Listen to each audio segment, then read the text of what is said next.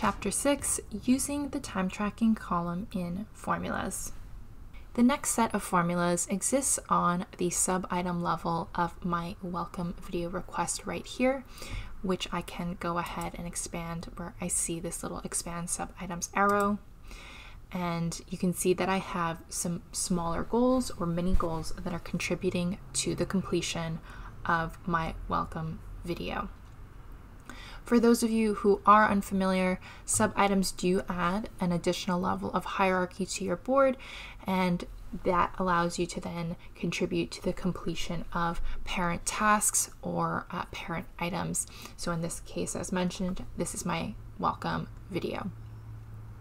You can see that my sub-items here represent the different phases that need to be completed and the associated estimated workload hours. So right here, if I scroll over a bit to the right-hand side.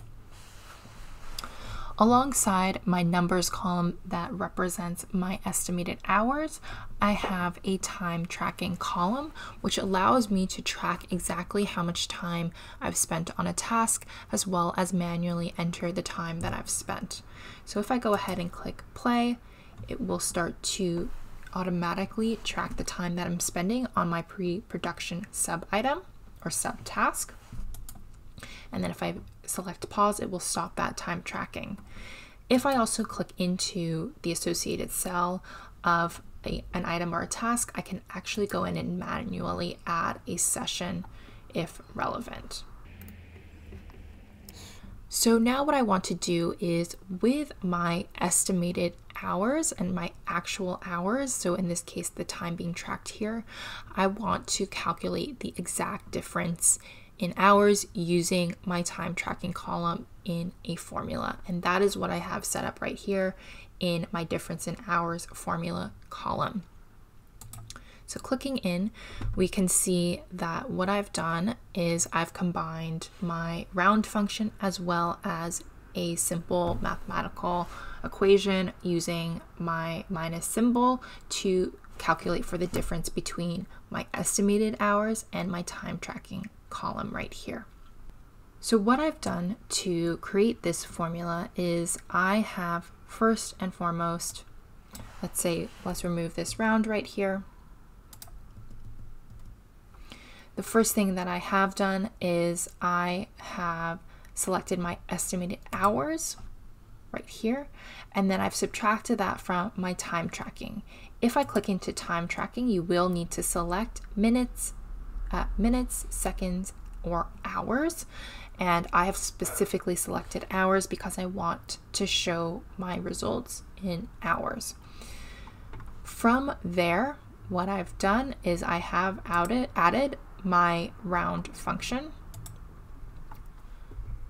and I wanted to show it one decimal place. So let's go ahead and just find round. I'm going to add an additional parentheses here and then a comma, 1 for 1 decimal place. This last part here, what I've done is I have added a custom unit, which is hours. The reason why I did this manually rather than selecting in the column summary is because on the sub-item level, that is not yet supported. So you would need to go ahead and add in those units like so. On the sub-item level, I'm also keeping track of the hourly rate per video editor in a numbers column right here. For my last formula that I want to show in this chapter, I want to calculate the total billable hours per video editor using my time tracking column as well as my hourly rate column. So these two right here. So I'm just going to scroll over to my billable hours formula column that I have set up right here. And to solve for this, I'm going to multiply my time tracking column by my hourly rate column. So to show you what this looks like, this is what I'm referring to first and foremost, where I do have that simple mathematical equation, my time tracking hours. Again, I selected the hours from time tracking rather than seconds or minutes because I want to think in hours. and then I multiplied that and just used a simple asterisk for that calculation to times it by my hourly rate, which is right here.